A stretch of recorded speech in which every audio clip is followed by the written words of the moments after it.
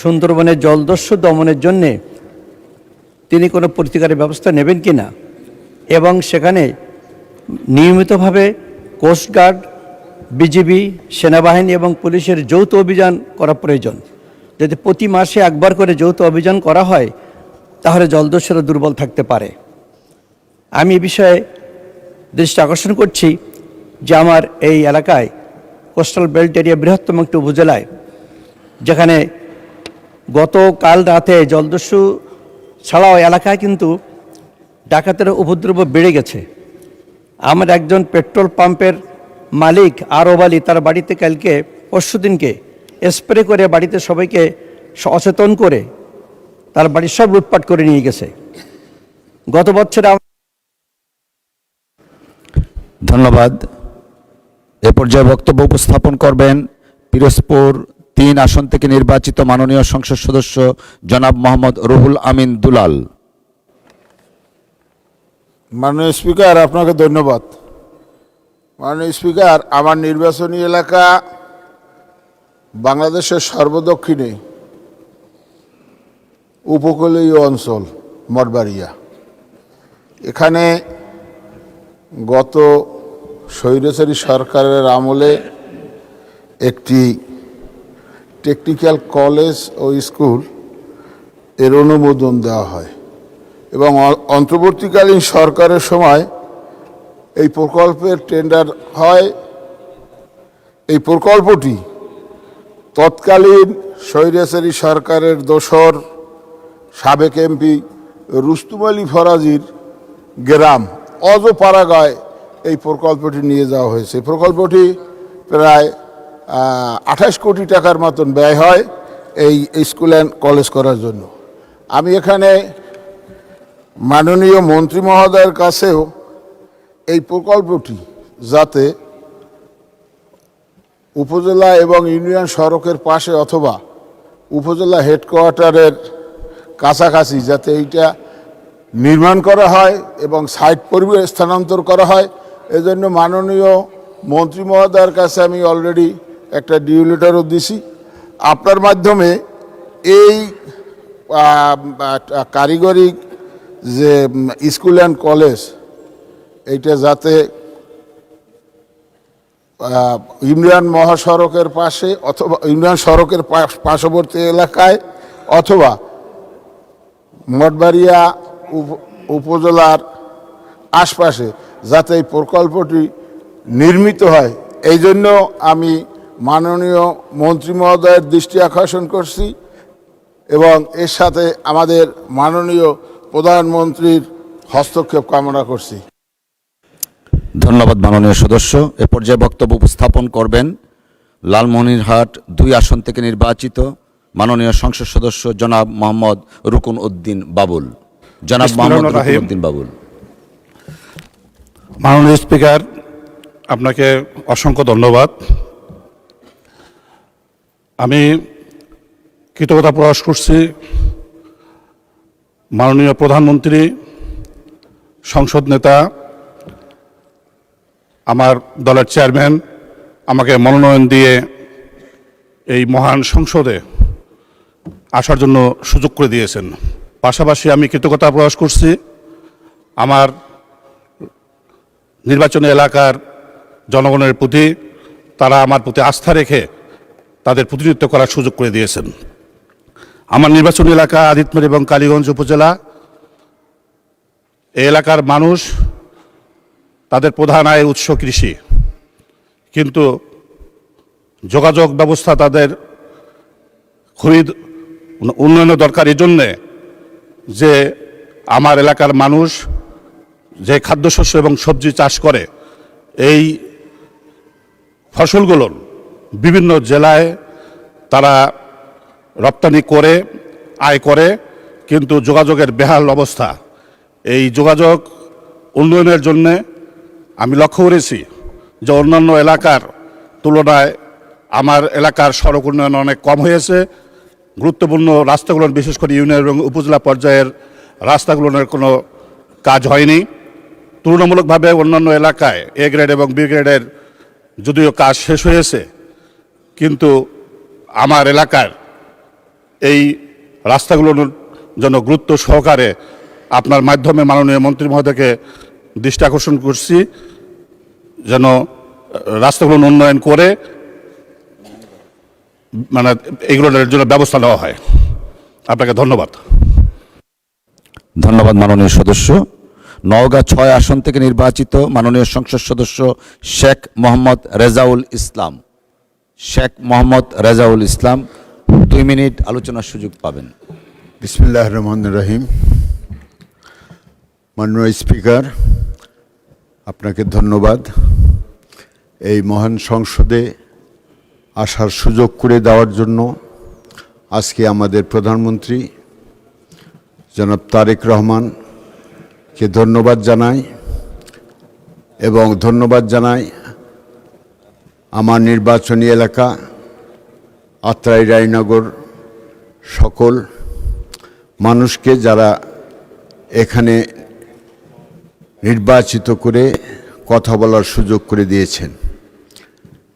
মাননীয় স্পিকার, আমার নির্বাচনী এলাকায়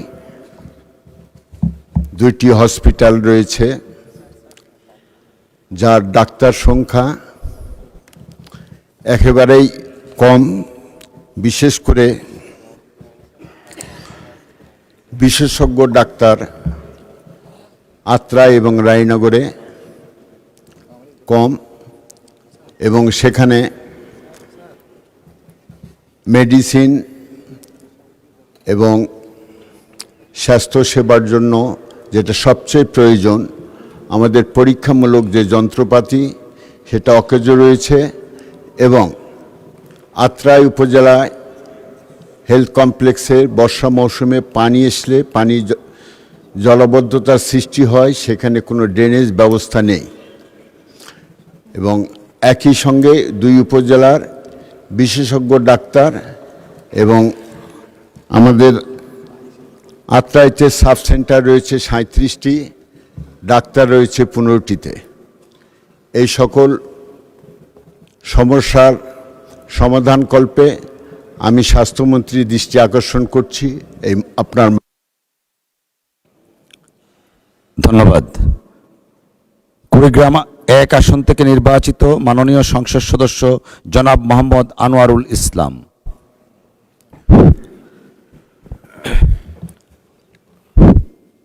মাননীয় স্পিকার, আপনাকে ধন্যবাদ। সেই সাথে আমার নির্বাচনী এলাকা কুড়িগ্রাম 1, নাগেশ্বরী, ভ্রুঙ্গাবাড়ি এবং কচাকাটার সর্বস্তরের জনতাকে জানাই আন্তরিক শুভেচ্ছা অভিনন্দন। মাননীয় স্পিকার, আমার নির্বাচনী এলাকা 2টি উপজেলা এবং একটি প্রশাসনিক থানা নিয়ে গঠিত বিশাল এলাকা। আমি যে বিষয়টি বলতে চেয়েছিলাম, আমার নদী বেষ্টিত এলাকা, নদীর পূর্ব পারের 7টি ইউনিয়ন এবং পশ্চিম পারের ইউনিয়নগুলোর 5টির আংশিক পূর্ব পারে থাকার কারণে নাগেশ্বরী উপজেলার কালীগঞ্জ ইউনিয়নের কালীগঞ্জ ঘাটে একটি ব্রিজ নির্মাণ খুবই জরুরি। এ ব্যাপারে আমি সড়ক এবং সেতু মন্ত্রণালয়ের মাননীয় মন্ত্রীর কাছে জোর দাবি জানাচ্ছি। সেই সাথে আমার ভ্রুঙ্গামারী উপজেলায় 10টি ইউনিয়ন নিয়ে গঠিত, সেখানে কোনো ফায়ার সার্ভিস স্টেশন নেই। সেখানে আমি মাননীয় স্বরাষ্ট্রমন্ত্রীর কাছে আবেদন জানাচ্ছি যাতে করে আমার এই ভ্রুঙ্গামারী উপজেলার 10টি ইউনিয়নের প্রায় 5 লক্ষাধিক মানুষের নিরাপত্তার স্বার্থে একটা ফায়ার স্টেশন সেখানে নির্মিত হয়। এ ব্যাপারে আমি দাবি জানাচ্ছি। সেই সাথে আজকে যদিও কথা উঠেছে, আমি নিজে আজকেও ঢাকাতেও পেট্রোল পাম্প থেকে ঘুরে এসেছি, আমার গাড়িতে তেল পাইনি। এই জন্য আমি এই বিষয়টি জনগুরুত্বপূর্ণ বিষয় দৃষ্টি আকর্ষণ করছি আমাদের মাননীয়।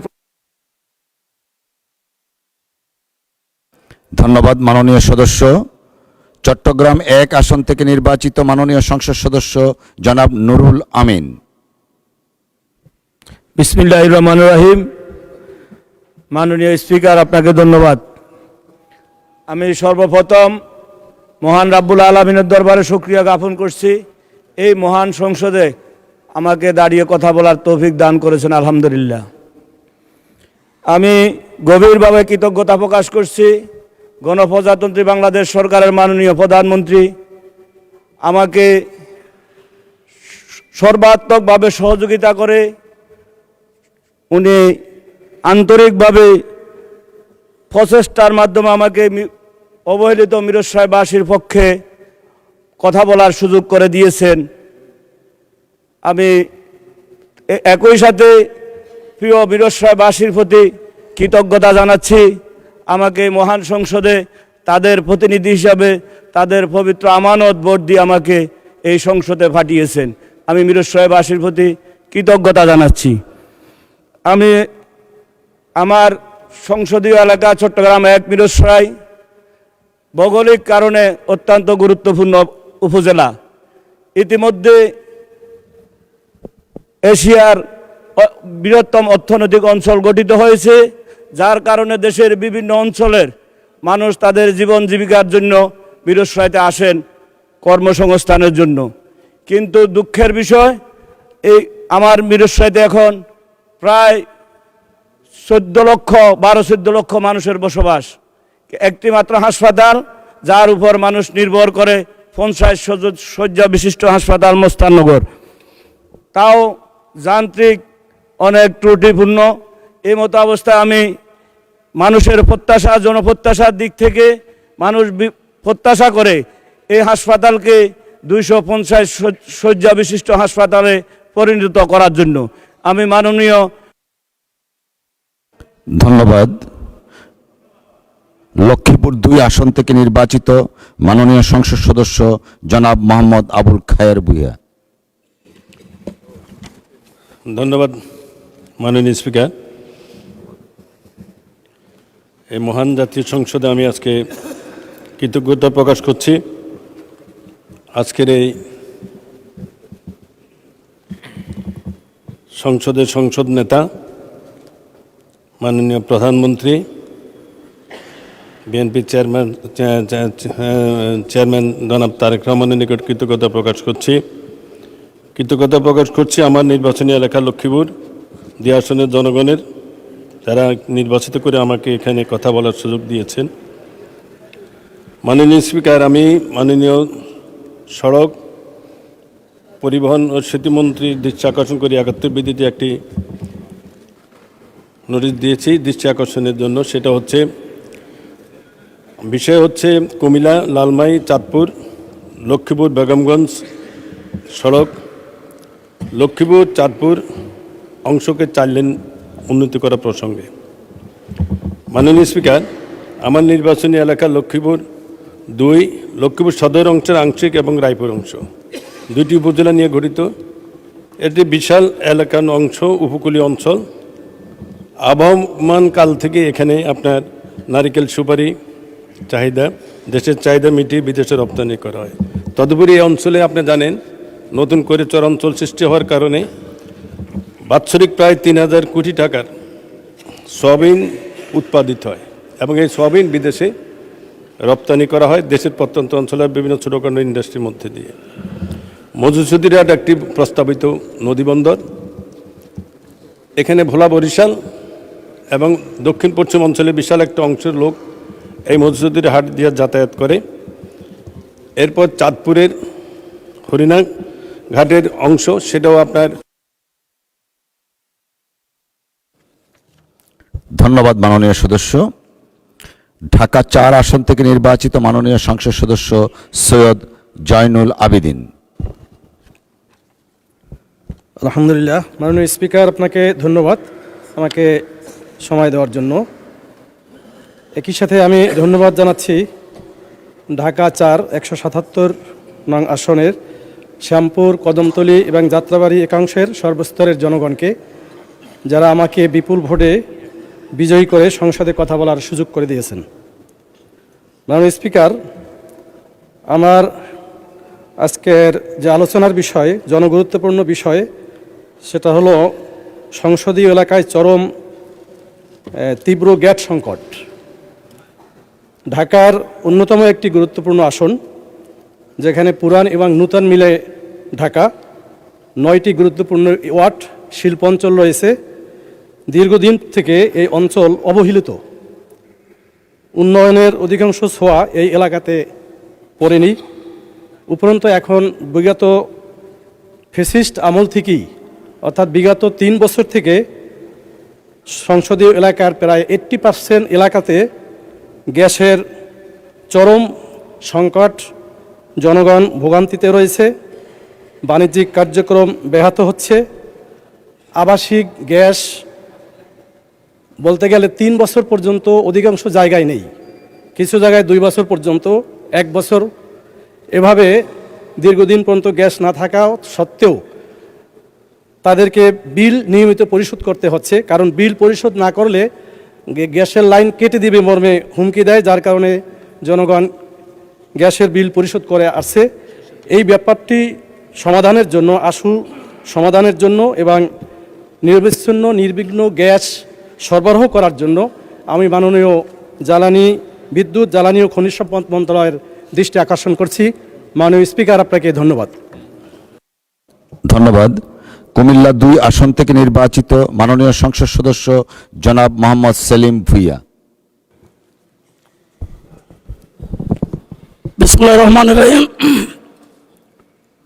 মাননীয় স্পিকার, আমাকে সুযোগ দেওয়ার জন্য আপনাকে ধন্যবাদ, এবং সেই সাথে আমি কৃতজ্ঞতা প্রকাশ করছি আমাদের মাননীয় প্রধানমন্ত্রী জনাব তারেক রহমানের প্রতি। কারণ এই মহান সংসদে দাঁড়িয়ে বক্তব্য দেওয়ার জন্য উনি আমাকে সুযোগ করে দিয়েছেন। আমার নির্বাচনী এলাকা কুমিল্লা 2 হোমনা এবং তিতাস।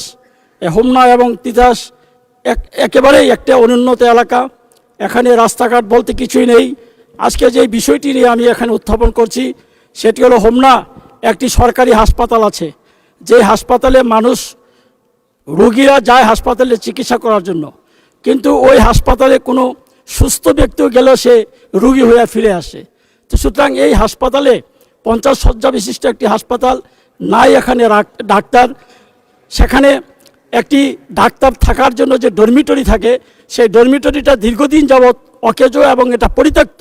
সেই ডরমিটরিটা যদি নির্মাণ করা না হয়, কারণ ম্যাক্সিমাম ডাক্তারই ঢাকা থেকে যায়, কিন্তু তারা সেখানে থাকার জায়গা না থাকার কারণে সেখানে তারা থাকে না, এবং ম্যাক্সিমাম সময় দেখা যায় তারা দায়িত্ব অবহেলা করে। সেই জন্য এখানে একটি ডরমিটরি করা খুবই প্রয়োজন।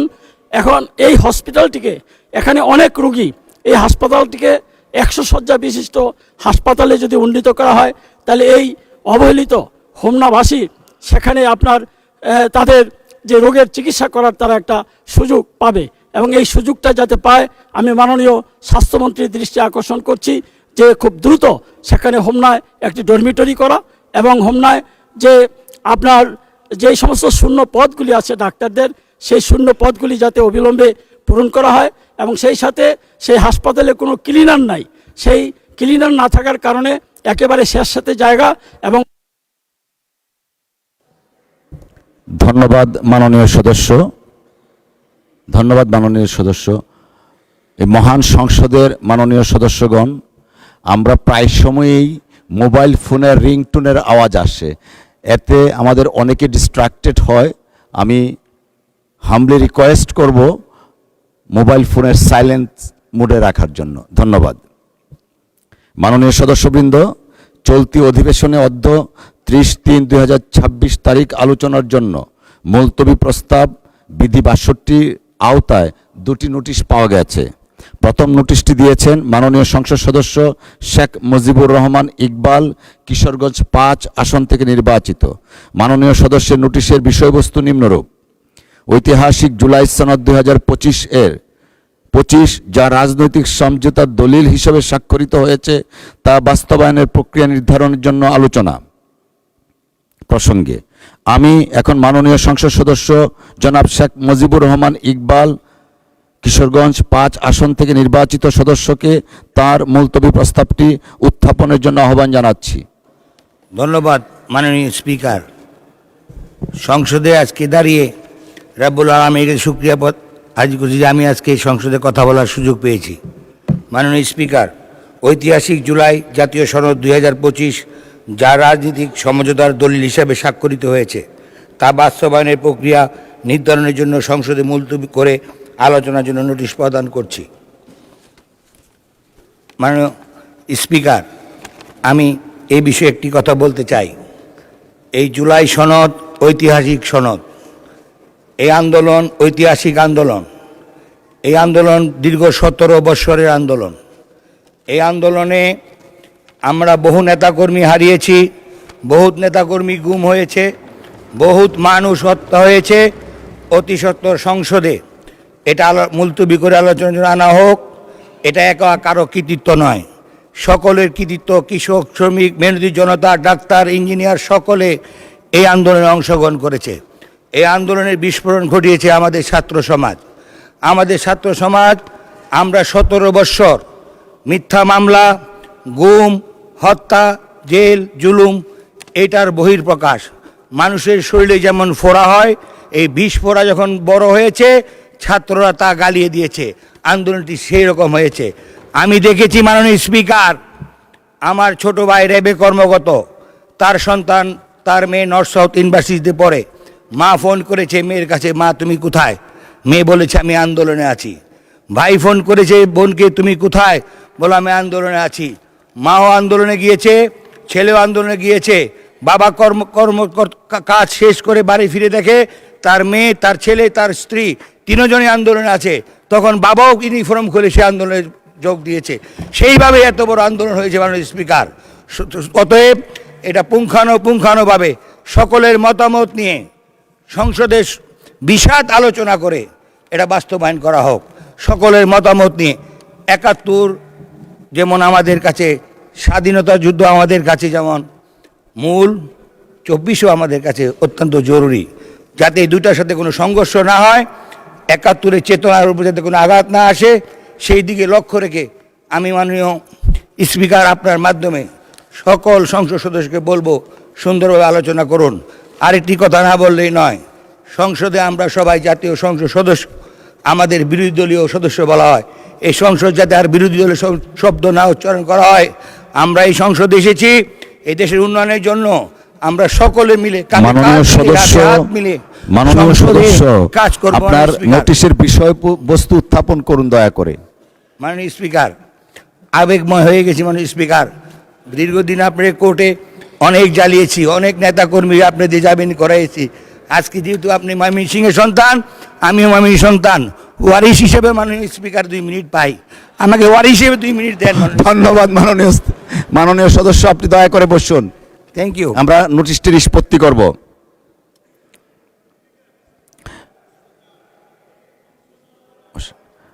জি, আমি অ্যাড্রেস করব মাননীয় মন্ত্রী আপনাকে। মাননীয় সদস্য, আপনাকে ধন্যবাদ। মাননীয় সদস্য, একই বিধিতে অনুরূপ বিষয়ে গত 29/3/2026 তারিখে মাননীয় বিরোধী দলের নেতার একটি নোটিশ আলোচনার জন্য গৃহীত হয়েছে।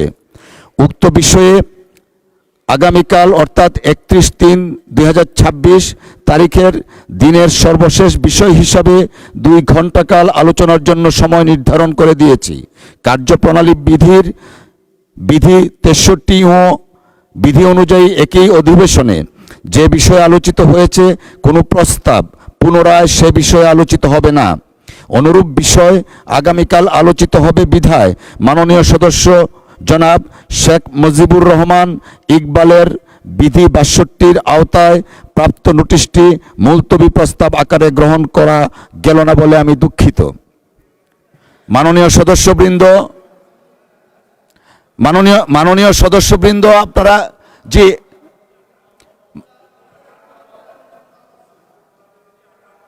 আমি আসছি, আপনাদের আরেকটা নোটিশ পেয়েছি, আমি সেটাকে অ্যাড্রেস করব। মাননীয় আইনমন্ত্রী বললেন একই বিষয়, আইডেন্টিক্যাল একই বিষয় না, এই কারণে এই মুলতবি বিষয়টাও একসাথে আলোচনা হতে পারে। কারণ প্রথম কালকে যেটা মুলতবি প্রস্তাব এসছে, কালকে যেটা মুলতবি আগে পরে আর কি, কালকে যেটা মুলতবি প্রস্তাব এসেছে সেটার প্রশ্ন এবং আজকের মুলতবি প্রস্তাবের প্রশ্নটা দুইটা কোয়াইট ডিফারেন্ট অ্যান্ড ডিস্টিংক্ট। কালকেরটা শুধুমাত্র আদেশের উপরে, জুলাই সনদ সংবিধান সংশোধন আদেশ 2025-এর উপরে। আর আজকে যেটা প্রস্তাব আকারে আপনার কাছে এসেছে সেটা জুলাই সনদের উপরে। এই দুইটাই সেপারেটলি আলোচনা করার দাবি রাখে। ধন্যবাদ মাননীয় মন্ত্রী। আমাদের কাছে আরেকটা নোটিশ এসেছে।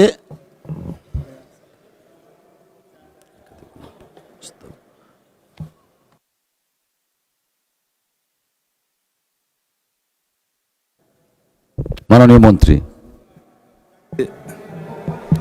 জি আমরা দিচ্ছি, বিষয়টা অ্যাড্রেস করব আমি। আপনি পরে বলতে পারবেন তো কেউ। মাননীয় স্পিকার, আমি কি বলবো? মাননীয় মন্ত্রী সংক্ষিপ্তভাবে। মাননীয় সদস্য ইকবাল সাহেব, শেখ মুজিবুর রহমান কি মুলতবি প্রস্তাব উত্থাপন হয়েছে, নোটিশের কপিটা আমরা পাই নাই বিধে আমি ক্লিয়ারলি বলতে পারছি না। মানে আইনমন্ত্রী যেটা বললেন যে জুলাই জাতীয় সনদের উপরে যেটা স্বাক্ষরিত হয়েছে সেটার উপরে জুলাই জাতীয় সনদ কি প্রক্রিয়ায় বাস্তবায়ন করা যায় সেটা নিয়ে তিনি একটা মুলতবি প্রস্তাব দিয়েছেন 62 বিধিতে। গতকালকে যেটা আপনি গ্রহণ করেছেন মাননীয় বিরোধী দলীয় নেতার প্রস্তাব, সেটা হচ্ছে জুলাই জাতীয় সনদ উইদিন ব্র্যাকেট সংবিধান সংস্কার বাস্তবায়ন আদেশ 2025, সেটার উপরে। দুইটা ডিফারেন্ট জিনিস। এখন জুলাই জাতীয় সনদ কিভাবে বাস্তবায়ন করা যায় সেটার জন্য যদি আলোচনা করার জন্য মুলতবি প্রস্তাবের নোটিশ আপনি পেয়ে থাকেন, যদি আপনি সেটা গ্রহণ করেন সেটা ডিফারেন্ট ডিবেট ডিফারেন্ট ডেতে হইতে হবে। এটা হচ্ছে আমার ক্লারিফিকেশন। ধন্যবাদ মাননীয় স্পিকার। ধন্যবাদ মাননীয় মন্ত্রী।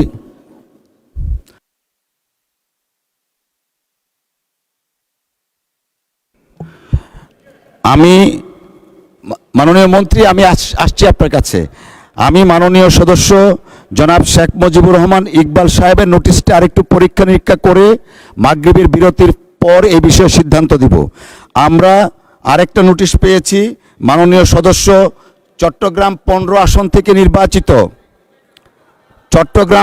আসন থেকে নির্বাচিত মাননীয় সংসদ সদস্য জনাব শাহজাহান চৌধুরী কার্যপ্রণালী বিধির 62 অনুযায়ী মুলতবি প্রস্তাবের দ্বিতীয় নোটিশটি দিয়েছেন। উক্ত নোটিশটি সুনির্দিষ্ট প্রস্তাব নেই, তিনি শুধু একটা মেয়ার স্টেটমেন্ট প্রদান করেছেন, যে কারণে মাননীয় সদস্যের মুলতবি প্রস্তাবের নোটিশটি বিধি 63(ই) অনুযায়ী গ্রহণ করা হলো না বলে আমি আন্তরিকভাবে দুঃখিত। মাননীয়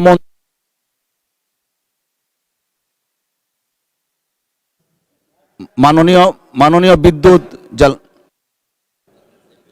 মাননীয় স্পিকার, আমি 300 ধারায় একটা 300 বিধিতে আমি একটা বিবৃতি দেওয়ার জন্য দাঁড়িয়েছি।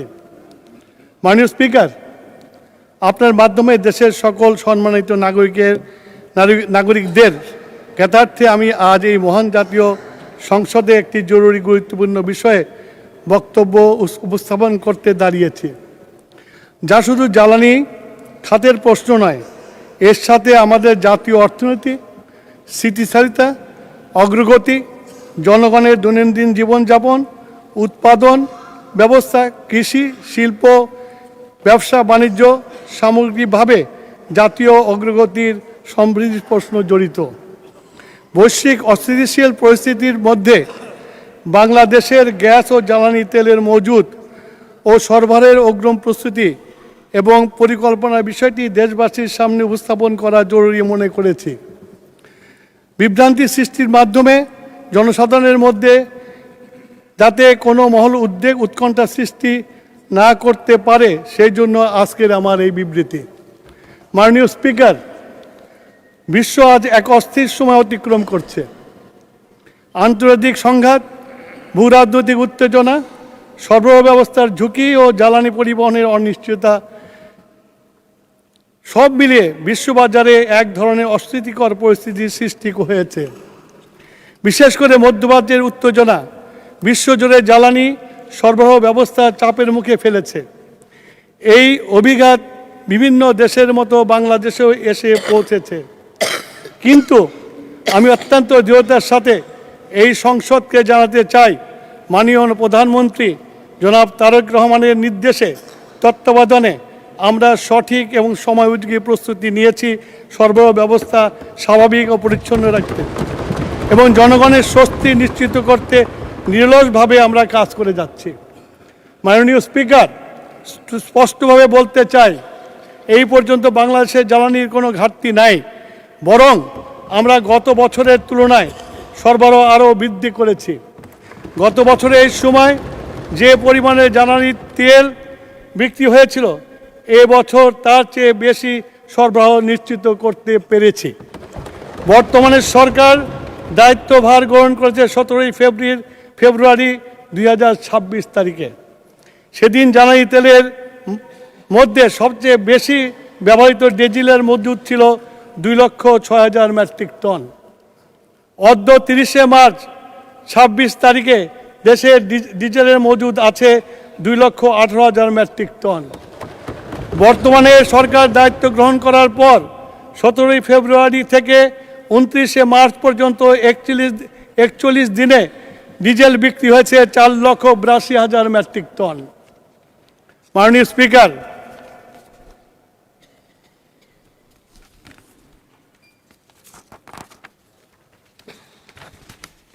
এই বিপুল সরবরাহের পরেও মজুদ বৃদ্ধি পাওয়ার প্রমাণ করে যে সরকার আগাম প্রস্তুতি, ধারাবাহিক আমদানি ও কার্যকর ব্যবস্থাপনার মাধ্যমে সরবরাহ ব্যবস্থাকে দৃঢ়ভাবে অব্যাহত রেখেছে।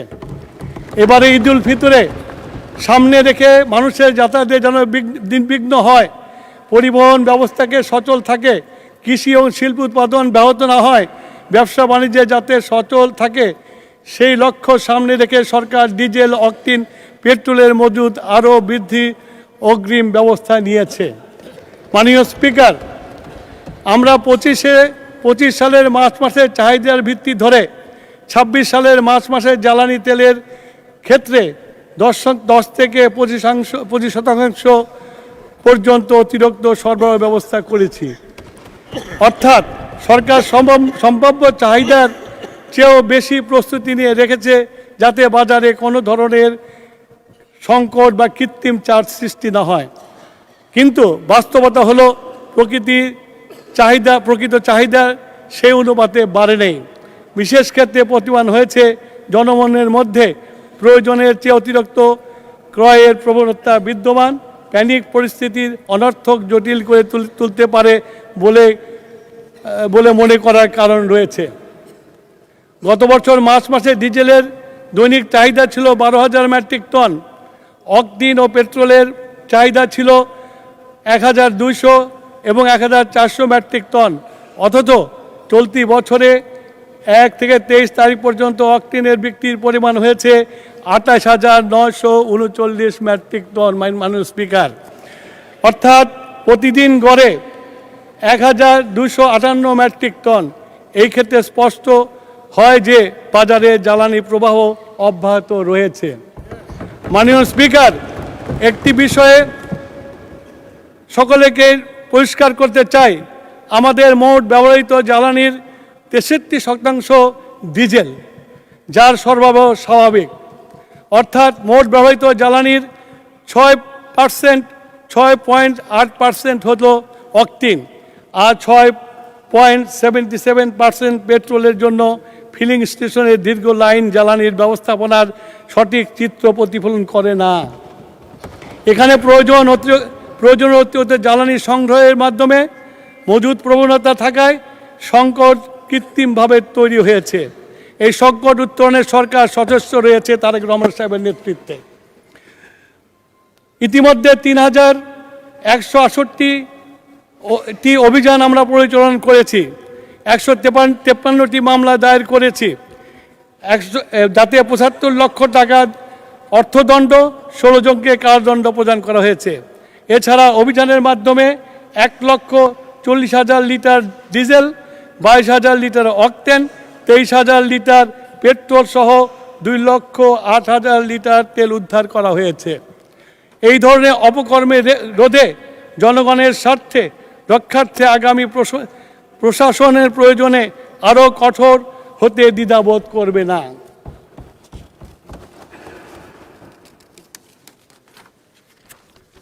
মাননীয় স্পিকার, সরকার ডিজেলের পাশাপাশি অক্টিনের সরবরাহ রাখার জন্য স্বাভাবিক রাখার জন্য ইতিমধ্যে স্বাক্ষরিত চুক্তি অনুযায়ী এপ্রিলে মাসে 50,000 মেট্রিক টন অক্টিন আমদানির উদ্যোগ গ্রহণ করেছে। এছাড়া দেশীয় উৎস থেকে 30,000 মেট্রিক টন পাওয়া যাবে। অর্থাৎ মাসে অক্টিনের যে চাহিদা 35,000 মেট্রিক টন হলেও সরকারের মজুদের ব্যবস্থা গ্রহণ করেছে, তাতে আরও 2 মাসের চাহিদা পূরণ হবে। মাঠ পর্যায়ে বিভিন্ন ফিলিং স্টেশনে পরিদর্শন করে প্রাপ্ত তথ্যে দেখা যায় মার্চ 2026-এ অক্টিনের সরবরাহ চাহিদার তুলনায় কম নয়, বরং মার্চ 25 বা জানুয়ারি 26-এর তুলনায় সরবরাহ অনেক বেশি। কিন্তু ভোক্তাদের আচরণের অস্বাভাবিকতা লক্ষ্য করা যাচ্ছে। যেখানে একটি মোটরসাইকেল সাধারণত গড়ে 5 লিটার অক্টিন গ্রহণ করে, বর্তমানে একই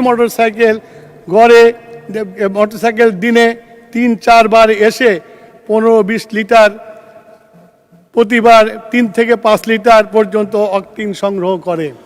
মাননীয় স্পিকার, আমি উদাহরণ দিতে চাই ঢাকার পরিচিত পেট্রোল পাম্পে তেজগাঁ ট্রাস্ট ফিলিং স্টেশন 2025 সালের মার্চ মাসে সেখানে প্রতিদিন গড়ে 5,400 লিটার অক্টিন বিক্রি হতো, অথচ 26 সালের মার্চ মাসে প্রতিদিন গড় বিক্রির পরিমাণ প্রায় 10,620 লিটার, অর্থাৎ প্রায় 96% বৃদ্ধি পেয়েছে। এইভাবে ঢাকায় আসাদ গেটে অবস্থিত সোনার বাংলা সার্ভিস স্টেশনে, মহাখালীর গুলশান সার্ভিস স্টেশনে, শাহবাগ মেঘনা মডেল পাম্প, নিকুঞ্জের মডেল সার্ভিস, নিকুঞ্জ ও মিরপুরের খালেক সার্ভিস স্টেশনে 2025 এবং 2026-এর সর্বগত জ্বালানি তেলের তুলনামূলক পর্যটনায় একই চিত্র পরিলক্ষিত হয়। মাননীয় স্পিকার, প্রশ্ন হলো, মানুষের প্রকৃত ব্যবহার কি 1 বছরে হঠাৎ করে দ্বিগুণ হয়ে গেছে? নিশ্চয়ই তা নয়। এই অস্বাভাবিক ব্যবধান আমাদের একটি বিষয় পরিষ্কার করে দেয় যে জ্বালানি ঘাটতির চেয়ে জ্বালানি মজুদের মানসিকতায় এখন বড় সমস্যা হয়ে দাঁড়িয়েছে। এই ক্ষেত্রে গণমাধ্যমে কিছু শিরোনাম উল্লেখ করছি। 6,000 litre of illegally stored diesel seized in Chittagong, raid, Daily Observer 27 March 2026। জ্বালানি তেলের অবৈধ মজুদ বাড়ছে, নিরাপত্তার ঝুঁকি, Bangla Tribune 27 March 2026। Jamalpur filling স্টেশনের manager fined 50,000 for hoarding petrol, Daily Star 28 March 2026। দেশের বিভিন্ন জেলায় অভিযান চালিয়ে 7,000 লিটার জ্বালানি তেল জব্দ, প্রথম আলো 29 মার্চ 26।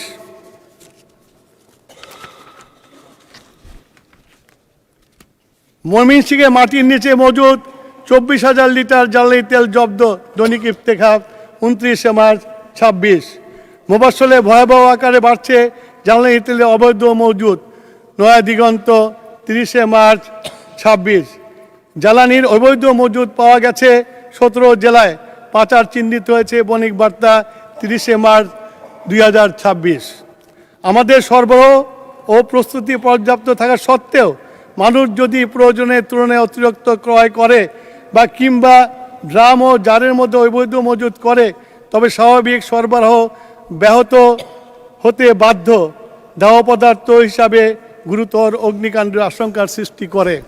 সুতরাং আজকের এই পরিস্থিতি আমাদের প্রধান দায়িত্ব হলো জনগণের মধ্যে আস্থা ও সচেতনতা তৈরি করা। মাননীয় স্পিকার, আমি এই সংসদের মাধ্যমে দেশবাসীকে আশ্বস্ত করতে চাই, বৈদেশিক সংকটের মধ্যেও সরকারি জ্বালানি তেলের মূল্য বৃদ্ধি করা হয় নাই। পৃথিবীর অনেক দেশে জ্বালানির দাম বারবার সমন্বয় করতে হয়েছে, এমনকি প্রতিবেশী অনেক দেশেও 25%-রও বেশি মূল্য বৃদ্ধি পেয়েছে। সেখানে বাংলাদেশের সরকার জনগণের স্বার্থে অগ্রাধিকার দিয়ে স্থিতিশীল রেখেছে, কারণ জানি জ্বালানির দাম বাড়লে কৃষি উৎপাদন, পরিবহন খরচ, সাধারণ মানুষের জীবনযাত্রার ব্যয় বহুগুণ বেড়ে যায়। মাননীয় স্পিকার, এখানে একটা বাস্তবতা জাতির সামনে তুলে ধরা প্রয়োজন। দেশে ডিজেলের বর্তমান বিক্রয় মূল্য প্রতি লিটার 100 টাকা, অথচ 26 সালে প্ল্যান্ট রেটে 1 থেকে 29 মার্চ গড়ে প্রকৃত ব্যয় প্রতি লিটারে 198 টাকা। এইভাবে দেশে অক্টেনের বর্তমান বিক্রয় মূল্য 120 টাকা, অথচ প্রকৃত ব্যয় 150 টাকা 72 পয়সা। ফেব্রুয়ারির 26 মাসে আন্তর্জাতিক বাজারে ডিজেলের গড়ের তুলনায় 1 থেকে 29 মার্চ 26 সময়ে ডিজেলের গড় 98% বৃদ্ধি পেয়েছে। অক্টিনের বৃদ্ধি পেয়েছে 26%, অর্থাৎ সরকার জনগণের স্বার্থ উল্লেখযোগ্য ভর্তি বহন করছে। এই দুটি জ্বালানি তেলের ক্ষেত্রে মার্চ জুন প্রান্তিক মোট ভর্তুকির প্রয়োজন হবে ডিজেলের ক্ষেত্রে 15,409 কোটি টাকা, অক্টিনের ক্ষেত্রে 636 কোটি টাকা, মোট 16,045 কোটি টাকা। এছাড়া পেট্রোবাংলার মাধ্যমে এলএনজি আমদানি এপ্রিল জুন প্রান্তিকে 15,077 কোটি টাকা ভর্তুকি প্রয়োজন হবে। এই সরকার বিশ্বাস করে রাষ্ট্রের প্রথম দায়িত্ব হলো সংকটের সময় মানুষের পাশে দাঁড়ানো, তাদের সুরক্ষা নিশ্চিত করা।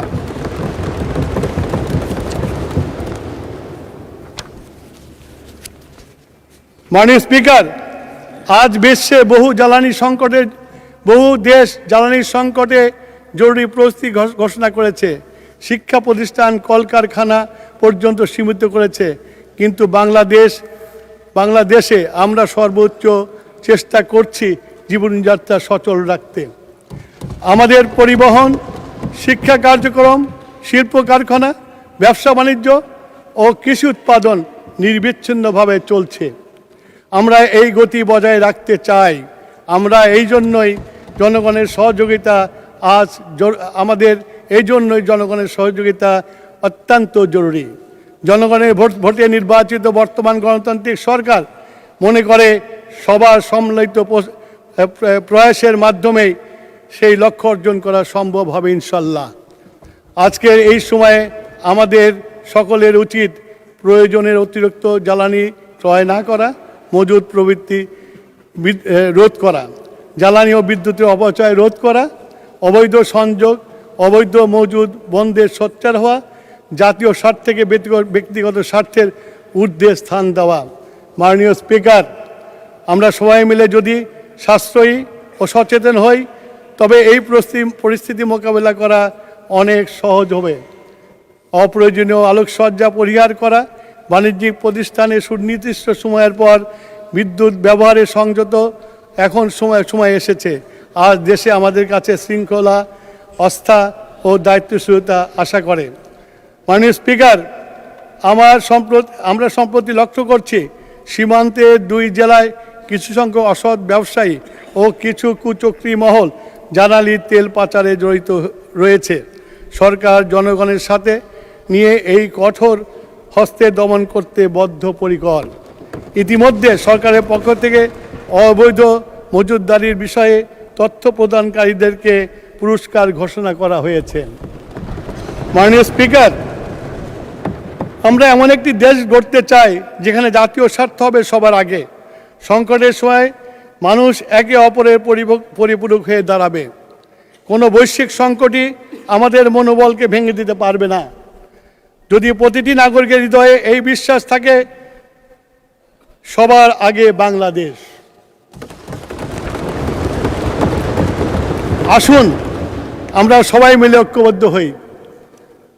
আমি নই, আমরা, ব্যক্তি নয় দেশ, অপচয় নয় সাশ্রয়, বিভক্তি নয় ঐক্য, সবার আগে বাংলাদেশ। বাংলাদেশের মানুষ দেশপ্রেমিক, তারা দেশকে ভালোবাসেন, তারা সংকটে মাথা নত করে না। আমরা ঐক্যবদ্ধ থাকলে যে কোনো বৈশ্বিক অস্থিরতাকে জয় করা সম্ভব। অতীতের সব সংকটে বাংলাদেশ সবাইকে নিয়ে এগিয়ে গেছে। ধৈর্য, সংযম ও দায়িত্বশীল এখন সবচেয়ে জরুরি। আল্লাহ হাফেজ, বাংলাদেশ জিন্দাবাদ। মাননীয় স্পিকার, আপনাকে অনেক ধন্যবাদ। আমাকে ফ্লোর দেওয়ার জন্য। ধন্যবাদ মাননীয় মন্ত্রী। মাননীয় সংসদ সদস্যবৃন্দ, দিনের কার্যসূচি অনুযায়ী এখন মহামান্য রাষ্ট্রপতির ভাষণ সম্পর্কে আনীত ধন্যবাদ প্রস্তাবের উপর আলোচনা।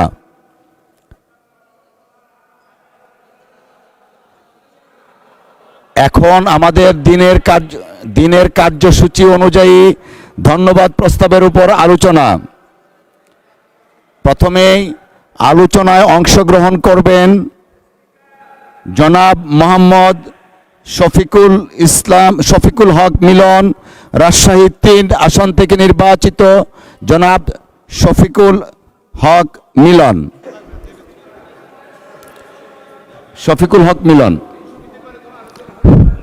বিসমিল্লাহির রহমানির রহিম। মাননীয় স্পিকার, আপনাকে ধন্যবাদ।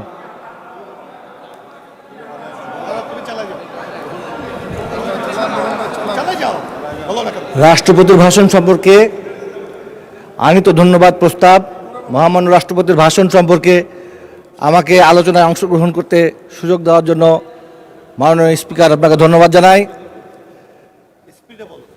মাননীয় স্পিকার, সেই সাথে আপনি আপনার সময় 7 মিনিট। এই মহান জাতীয় সংসদে বিনা প্রতিদ্বন্দ্বিতায় নির্বাচিত হওয়ার জন্য আপনাকে অভিনন্দন জানাই। মাননীয় স্পিকার, সেই সাথে আমার বক্তব্যের শুরুতেই আমি শ্রদ্ধার সঙ্গে স্মরণ করি ইতিহাসের রাখাল রাজা শহীদ রাষ্ট্রপতি জিয়া রহমানকে, যিনি মহান স্বাধীনতা যুদ্ধের ঘোষণা দিয়েছিলেন।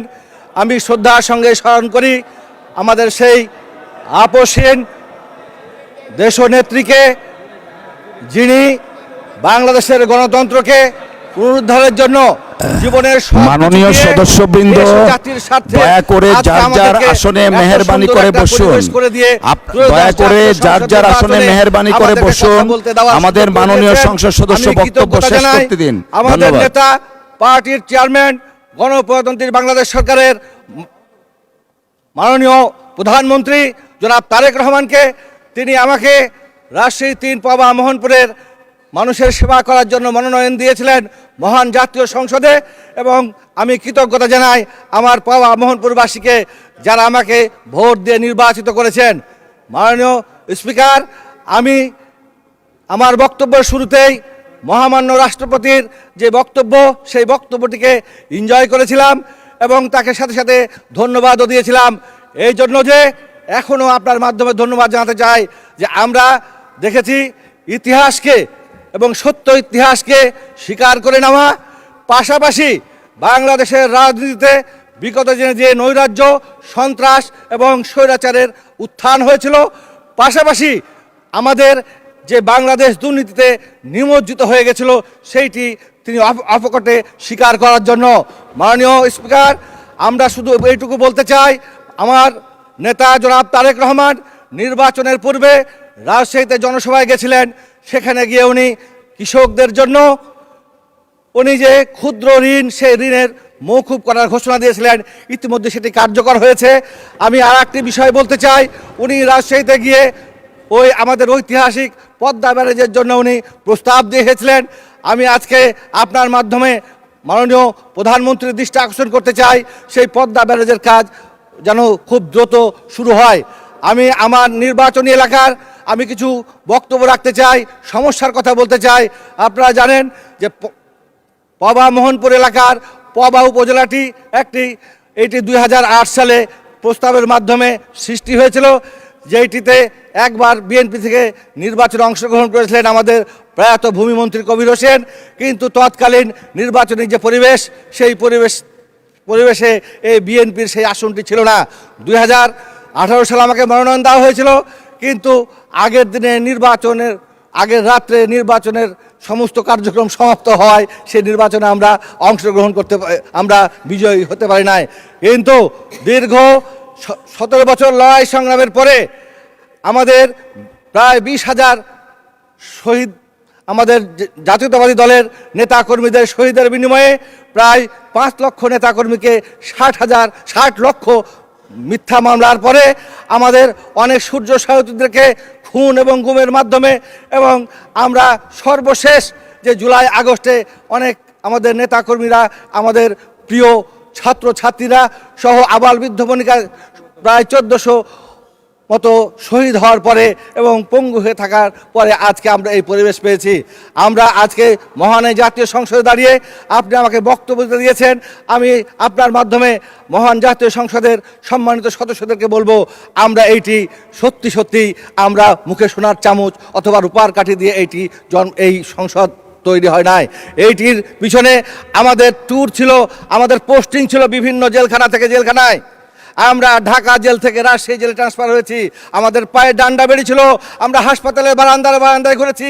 আমি আমার অনেক সূর্য সাথীকে দেখেছি, তারা চিকিৎসার জন্য জেলখানা থেকে 2 হাতে হাত করা আর পায়ে ওই ডান্ডা বেরি। আমরা বলি যে আজকে সেই জন্য সবাইকে আমাদেরকে এই মহান জাতীয় সংসদে দাঁড়িয়ে আমাদেরকে সেই অতীতের কথা মনে রাখতে হবে এবং আগামীর বাংলাদেশ বিনির্মাণ করার জন্য আমাদের সবাইকে সচেষ্ট থাকতে হবে। মাননীয় স্পিকার, আমি আর 2-1টি কথা বলতে চাই। আমার এলাকায় হজরত শাহ মুকদুস রাদিয়াল্লাহু নামে একটি বিমানবন্দর আছে। সেই বিমানবন্দরটি আন্তর্জাতিক মানের, কিন্তু সেখানে আভ্যন্তরীণভাবে আমরা ব্যবহার করি। সেখানে আমি কয়েকদিন আগে পত্রিকা দেখলাম যে সমস্ত বিমানবন্দরে ওয়াইফাই সিস্টেমের জন্য সেবা দেওয়া হবে, কিন্তু রাজশাহী সেই হজরত শাহ মুকদুস রাদিয়াল্লাহু নামে যে বিমানবন্দর সেটি উল্লেখ নাই। আমি আপনার মাধ্যমে আজকে মহান জাতীয় সংসদে মাননীয় প্রধানমন্ত্রীর সাক্ষাতে এই সংশ্লিষ্ট মন্ত্রণালয়ের মাননীয় মন্ত্রীকে বলতে চাই, রাজশাহীর সেই বিমানবন্দরে সেই ফ্যাসিলিটি যেন ওয়াইফাই ফ্যাসিলিটি যেন দেওয়া হয়। আমার ওই এলাকায় ওখানে কৃষি প্রধান অঞ্চল, বাংলাদেশের সমস্ত রিসোর্স সেই উত্তরাঞ্চল তথা রাজশাহী থেকেও অনেকাংশে এখানে আসে। সেই রিসোর্সগুলিকে আমরা সমন্বিত করে কার্গো এয়ারপোর্টের মাধ্যমে যদি এয়ারপোর্ট চালু করতে পারি, বিমান ব্যবস্থা চালু করতে পারি, তাহলে নিশ্চয় আমরা শুধু ঢাকা থেকে রাজশাহী থেকে ঢাকা নয়, আমরা বিদেশেও সেটাকে রপ্তানি করে আমার ওখানে যে সমস্ত কার্যকরী ফসলাদি আছে সেইগুলিকে আমরা বিদেশে রপ্তানি করতে পারি এবং আমরা বৈদেশিক মুদ্রা অর্জন করতে আমরা সক্ষম হতে পারি। মাননীয় স্পিকার, আমার এই এলাকায় অনেক বেকার আছে। বেকারদের জন্য কৃষিভিত্তিক অ্যাগ্রোবেজ প্রক্রিয়া করার জন্য সেখানে যথেষ্ট সুযোগ আছে এবং সেখানে অনেক ব্যবস্থা করা যেতে পারে। সেই জন্য আমি আজকে দৃষ্টি আকর্ষণ করছি। পাশাপাশি আমাদের ওখানে বীজ সংরক্ষণ করার জন্য কোনো হিমাগার নাই। আমি অনুরোধ করব সেখানে বীজ সংরক্ষণ করার জন্য যদি ব্যবস্থা করা হয়, স্পেশালাইজড কোল্ড স্টোর নির্মাণ করা হয় এবং বিভিন্ন প্রক্রিয়া যেন আমরা অংশগ্রহণ করতে পারি, তাহলে সেখানে যেমন বেকার সমস্যার সমাধান হবে। পাশাপাশি আমাদের ওখানে আপনারা দেখেছেন মাননীয় স্পিকার, গত 3 দিন আগে পত্রিকাতে উঠেছে ওই রাজশাহী মেডিকেলের অব্যবস্থাপনার কথা। আমরা আজকে বলতে চাই সেখানে আরও অনেক ব্যবস্থা আছে। রাজশাহী মেডিকেল বিশ্ববিদ্যালয় প্রতিষ্ঠিত হয়েছে, কিন্তু সে এখনো আলোর মুখ দেখে নাই। সেইটিকে অচিরে আলোর মুখ দেখানোর জন্য প্রয়োজনীয় পদক্ষেপ গ্রহণ করার জন্য আমি